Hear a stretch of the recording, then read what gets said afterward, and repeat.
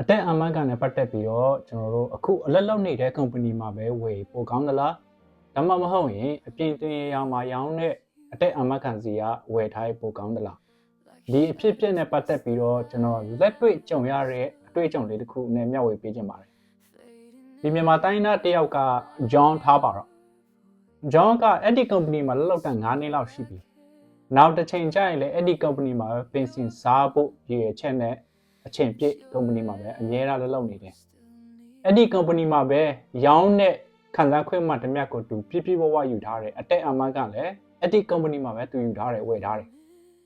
ဈေးပေါ်ပေါ်နဲ့ဝယ်ထားတာပေါ့ဒီနေ့ကျတော့ John ကသူဖျားနာတယ် company စီမှာခွင့်တောင်းတော့ဦးဆောင်သူ့ကိုတလခွင့်ပေးတယ်အိမ်မှာပြန်နေပါကျမ်းမရေကောင်းမပြန်လာပါဆိုပြီးတော့သူ့ခွင့်ပေးထားတယ်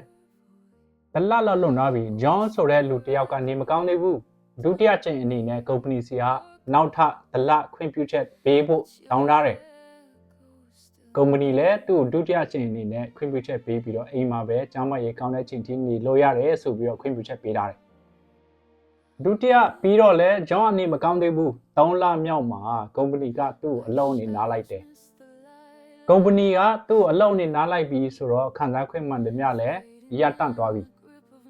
အရင်တော့9နှစ်ကြာလောက်တူဝယ်ထားခဲ့တဲ့အတက်အာမကလည်းမရှိတော့ဘူးအဲ့ဒီအချိန်မှာ John ကပို့ပြီးတော့ဆိုးရွားလာတယ်သူ့ကျမ်းမာရေးပို့ဆိုးရွားလာတယ်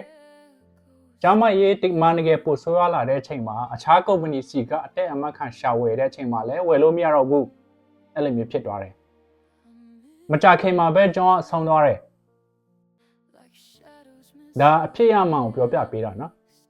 သူဆုံးသွားတဲ့အချိန်မှာ John ဆိုတဲ့လူတယောက်ကဘယ်နေရာဘယ် company မှအတက်အာမခံရှောက်ထားတာမရှိတော့ဘူး company မှာဝယ်ထားတဲ့အတက်အာမခံကကိုအလုံးလုံးနိုင်သေးတရွေ့ကောင်းတယ်ဈေးပေါ်တယ်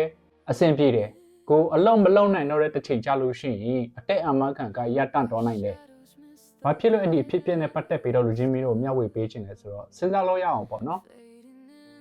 အဲ့ဒီ company မှာတတက်လုံးအလုံးလုံးဖို့ရှိတယ်အဲ့ဒီ company မှာပဲပင်စင်အပြည့်ဝရချင်တယ်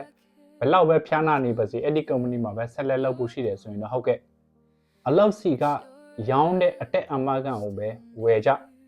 ပြပြဝဝယူဆောင်ထားကြဒါမှမဟုတ်ရင်တနေ့နေ့တစ်ချိန်ကျရင်အဲ့ဒီ company မှာဆက်လက်လက်လုပ်ဖို့မရှိဘူးတစ်သက်လုံးလည်းအလုပ်လုပ်နိုင်မှာမဟုတ်ဘူးအခြား company ကိုပြောင်းလုပ်ဖို့ရှိတယ်ဆိုလို့ရှိရင်တော့အပြင်မှာရောင်းတဲ့ move policy တစ်ခုခုကိုဆောင်ထားပါအနည်းနဲ့များဆောင်ထားပါအပြင်မှာဝယ်ထားကြပါလို့လူချင်းမျိုးတို့ကျွန်တော်အတိပေးချင်တာဖြစ်တယ်